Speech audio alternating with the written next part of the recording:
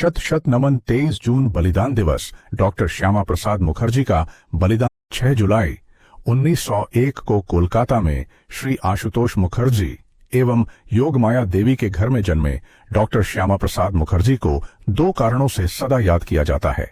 पहला तो यह कि वे योग्य पिता के योग्य पुत्र थे।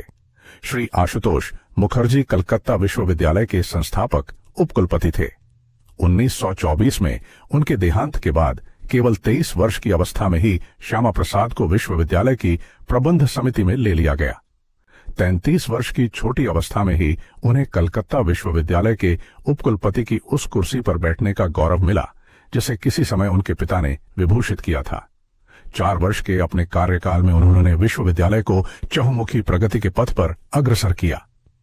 दूसरे जिस कारण से डॉक्टर मुखर्जी को याद किया जाता है वह है जम्मू कश्मीर के भारत में पूर्ण विलय की मांग को लेकर उनके द्वारा किया गया सत्याग्रह एवं बलिदान। 1947 में भारत की स्वतंत्रता के बाद गृहमंत्री सरदार पटेल के प्रयास से सभी देसी रियासतों का भारत में पूर्ण विलय हो गया, पर प्रधानमंत्री जवाहरलाल नेहरू के व्यक्तिगत हस्तक्षेप के कारण जम्मू कश्मीर का विलय पूर्ण नहीं हो पाया। उन्होंने वहां के शासक राजा हरि सिंह को हटाकर शेख अब्दुल्ला को सत्ता सौंप दी। शेख जम्मू कश्मीर को स्वतंत्र बनाए रखने या पाकिस्तान में मिलाने के षड्यंत्र में लगा था। शेख ने जम्मू कश्मीर में आने वाले हर भारतीय को अनुमति पत्र लेना अनिवार्य कर दिया। 1953 में प्रजा परिषद तथा भारतीय जनसंघ ने इसके विरोध में सत्याग्रह किया। नेहरू तथा शेख ने पूरी ताकत से इस आंदोलन को कुचलना चाहा, पर वे विफल रहे। पूरे देश में यह नारा गूंज उठा, एक देश में 2 प्रधान, 2 विधान, 2 निशान नहीं चलेंगे। डॉक्टर मुखर्जी जनसंघ के अध्यक्ष थे। वे सत्याग्रह करते हुए बिना अनुमति जम्मू कश्मीर में गए। इस पर शेख अब्दुल्ला ने उन्हें गिरफ्तार कर लिया।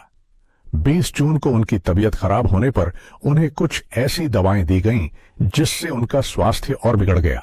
22 जून को उन्हें अस्पताल में भर्ती किया गया। उनके साथ जो लोग थे उन्हें भी साथ नहीं जाने दिया गया।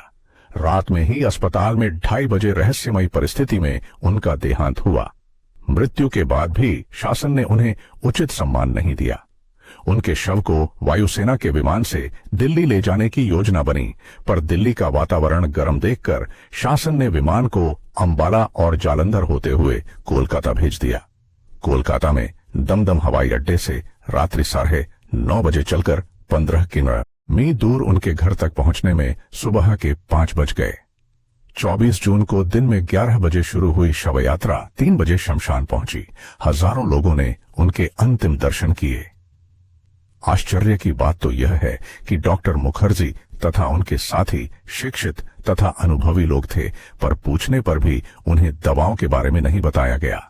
उनकी मृत्यु जिन संदेहास्पद स्थितियों में हुई तथा बाद में उसकी जांच न करते हुए मामले पर लीपापोती की गई, उससे इस आशंका की पुष्टि होती है कि यह कराई गई चिकित्सकीय हत्या थी।